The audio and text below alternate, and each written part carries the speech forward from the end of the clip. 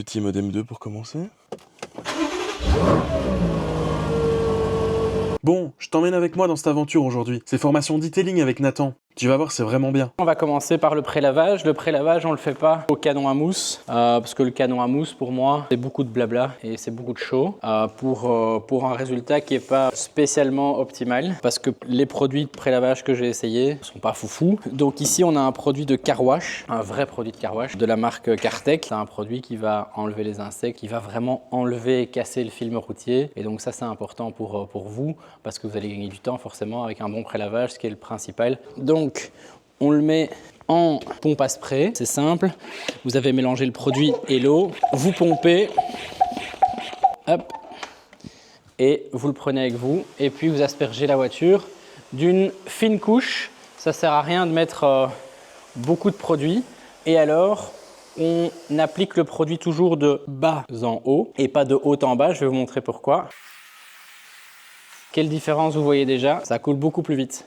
On nettoie la voiture de haut en bas avec un gant, mais tous les produits que vous allez mettre, on les met toujours de bas en haut pour qu'ils tiennent plus et que le produit agisse plus tout simplement.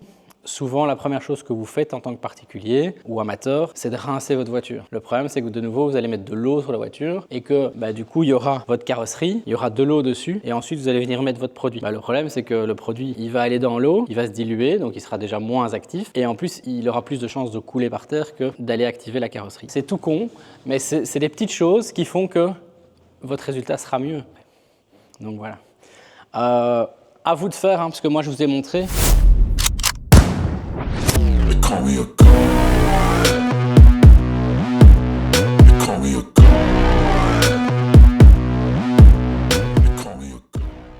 Et alors évidemment, souvent j'ai la question, c'est notre ami le moteur, puisque souvent les gens ne savent pas comment nettoyer un moteur. Alors, depuis 2 mois, je dois changer ma façon de présenter le nettoyage d'un moteur, puisque pour la première fois, j'ai eu un problème. C'est sur une Fiat 500X, on a nettoyé le moteur comme d'habitude, on a voulu redémarrer la voiture après, elle a redémarré, on l'a mise là-bas, elle n'a plus jamais voulu redémarrer. Donc, ça m'a coûté plus de 2000 € parce que c'est le calculateur qui avait cramé. Donc, je dois vous dire aujourd'hui de faire plus attention par rapport à ce que j'ai déjà eu en 15 ans d'expérience. Sur les voitures modernes, en tous les cas, il y a peu de risques parce que, vous voyez, on ne voit pas grand-chose. Il n'y a pas de réelle pièce moteur qu'on voit à part l'alternateur évidemment et un potentiel justement calculateur. Et voilà, c'est des choses auxquelles il faut faire attention. Donc ici il est nickel, donc on va pas le nettoyer. Ce qu'on peut faire quand on a peur ou quand on n'a pas envie de prendre un risque, c'est prendre un pinceau, un petit produit ou même le produit de pré-lavage qu'on a mis, on le met dessus, on asperge et ensuite on vient avec une microfibre ou un petit jet d'eau, pas un Karcher.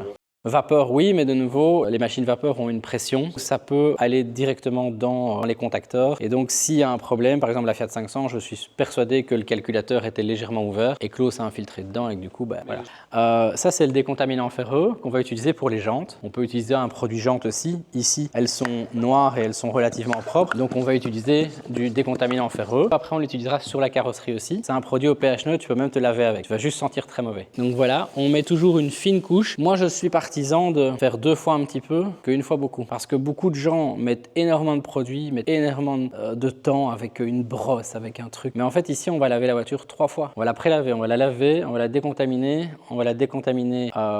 au tar and glue, donc tout ce qui est colle et goudron, et on va la relaver après. Donc on va au moins la rincer 5 fois. Le pré-lavage et le lavage, les 2 premiers sont les plus importants, parce que c'est là qu'il faut aller le plus loin possible. Mais s'il reste un petit peu quelque chose, c'est pas grave, ça partira au fur et à mesure. En céramique, vous pouvez utiliser que de l'iron parce que l'iron est neutre, alors que le produit jante, un vrai produit jante, je parle, il y a certaines marques où ils sont acides. Nous, de nouveau, c'est des produits alcalins, donc c'est le contraire. Ça n'attaque pas de la même façon et ça ne laisse pas de marque. Évidemment, si on laisse un produit jante pendant 20 minutes au soleil ici, il y aura une marque, mais vous allez polir, ça va être parti. Avec de l'acide, potentiellement, il faut décaper et repolir, reponcer, etc. Le produit alcalin va plus réagir comme du calcaire, par exemple. Ça va faire une trace, mais vous allez utiliser soit un bon produit, soit polir, ce sera parti. L'acide, ça va incruster le vernis et ça va bouffer le vernis de l'intérieur, comme une fiente d'oiseau en fait.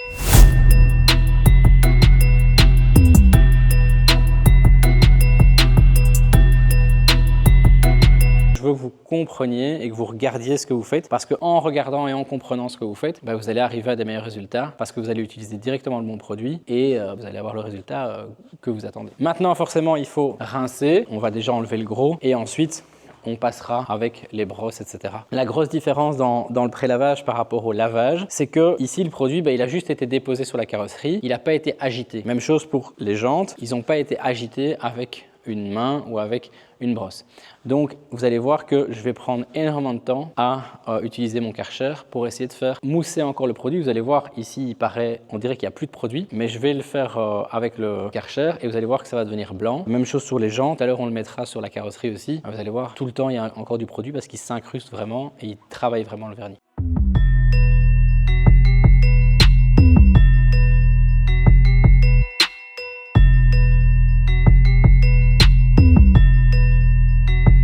Au lavage, il y a plusieurs types de gants. Il y a des gants où on met les mains dedans. Il y a des pads où on ne met pas la main dedans forcément, c'est juste un pad. Ça, c'est la même chose. Toujours utiliser aujourd'hui de la microfibre. C'est vraiment le plus doux. La différence par rapport à des choses de moins bonne qualité, c'est la taille des fibres et le moelleux de la fibre. L'avantage, c'est que la crasse va s'intégrer dedans et donc ce qui va toucher la carrosserie va être la surface et les crasses vont rentrer dedans. Donc toujours bien nettoyé à la machine ou au Karcher, enfin voilà. Pas d'adoucissant parce que l'adoucissant tue les fibres. Programme, je mets 40 degrés avec rinçage plus pour être sûr qu'il n'y ait plus du tout de produit dedans. Nous, toutes nos microfibres, accessoires, etc. vont dans le même cycle toujours.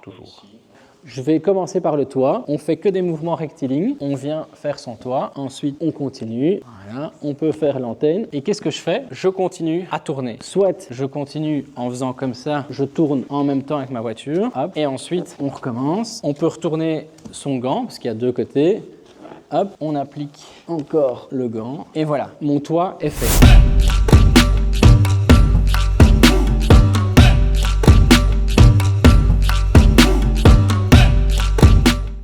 Coucou les loulous, c'est Arthur du futur. Alors désolé, on a eu un petit problème technique, mais grosso modo ici, pendant cette séquence, Nathan nous a expliqué que la décontamination chimique était vraiment visuelle parce qu'on allait voir des petites traînées violettes comme la carrosserie éclair. La prochaine étape, ce sera la mécanique. Et on voit pas de traînées, ici on en voit une. Donc c'est ça. C'est vraiment ça les traînées, vous voyez. On peut faire une décontamination mécanique, mais celle-ci laisse un défaut sur la carrosserie. Mais comme on sait qu'on va faire un polissage après, c'est pas grave. Donc c'est quelque chose qu'on vient et de nouveau, on va mettre comme ça sur la carrosserie. Et ça va agripper tous les contaminants que vous avez dessus. Et vous l'entendez, parfois c'est vraiment... Ça veut dire qu'il y a un contaminant qui est là et qu'il faut l'enlever. Ici, comme elle n'est pas beaucoup contaminée, on le sent au toucher. Ça sert à rien de forcer. À vous, hop, on va commencer par là.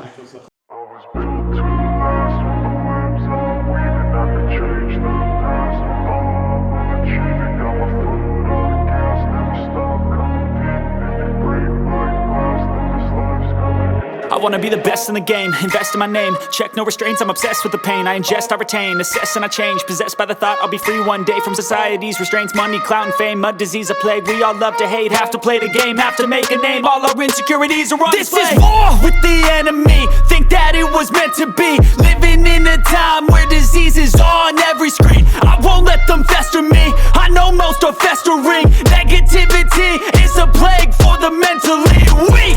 No mercy, all I got is working. Never stop searching, never quench the thirsty. I'm toxic and psychotic with this logic. You can't stop it, it's been chronic since I was a boy, so neurotic. Vous avez plusieurs types de microfibres. Ici, ça c'est les dernières générations. C'est une double face, soit deux couleurs, soit une couleur comme ici. Et vous avez pas de couture extérieure. Donc les coutures, c'est pour éviter de griffer les voitures évidemment. Donc voilà, il y en a des plus grosses, des plus fines. En tous les cas, ça fonctionne. On va faire ceci. Hop, il n'y a pas de risque. Et la voiture est sèche. Donc vous pouvez y aller. Je vais sortir le souffleur.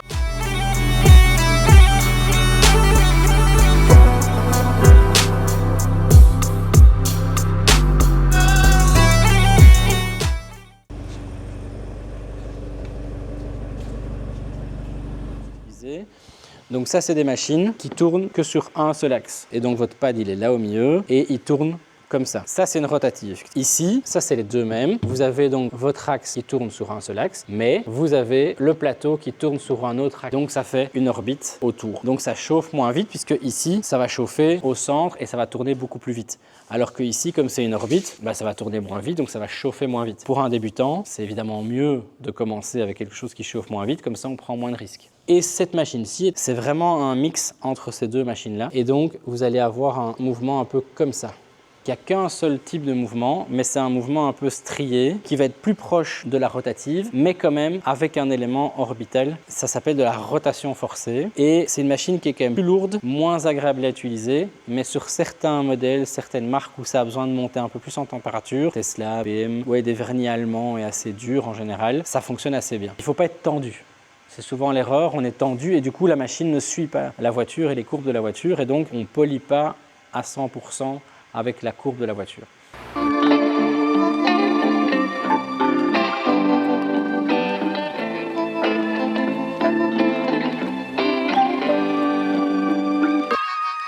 Ici, on va attaquer la voiture. Commencez toujours sur une surface plate parce que sinon vous allez en mettre au plafond sur votre voisin et autres. Donc toujours en vitesse 1, toujours bien à plat. Et on va juste activer ça. Et voilà, mon pad est préparé à accepter du polish et à faire du polissage. Maintenant, je vais remettre, comme vous voyez sur les vidéos, 4 petites. Ça sert à rien de mettre plus parce que vous allez faire une certaine zone et vous n'allez pas faire beaucoup plus avec le produit que vous allez mettre. Parce qu'au plus vous allez mettre de produit, au plus ça va être lent à travailler et au plus vous allez avoir du mal à le faire monter en température et donc vous allez perdre du temps et du produit puisque le produit non utilisé, il va aller où? À la machine à laver. Jamais de soucis.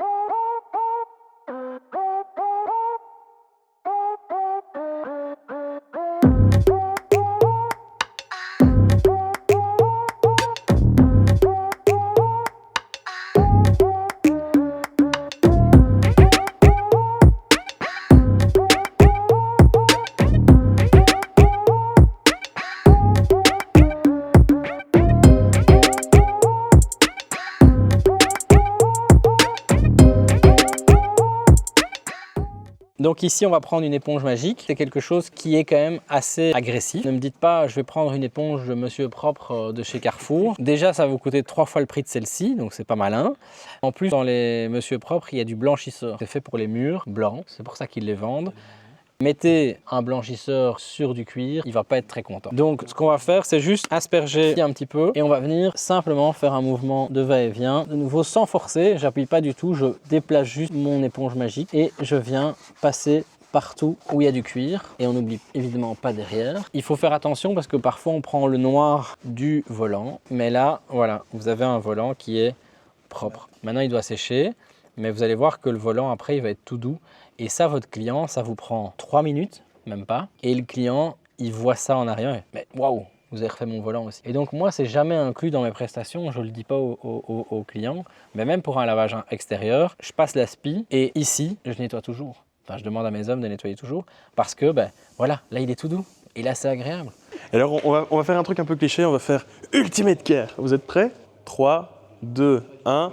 Ultimate Care. Voilà. Merci. Vous pouvez disposer. Je suis bien, j'attends.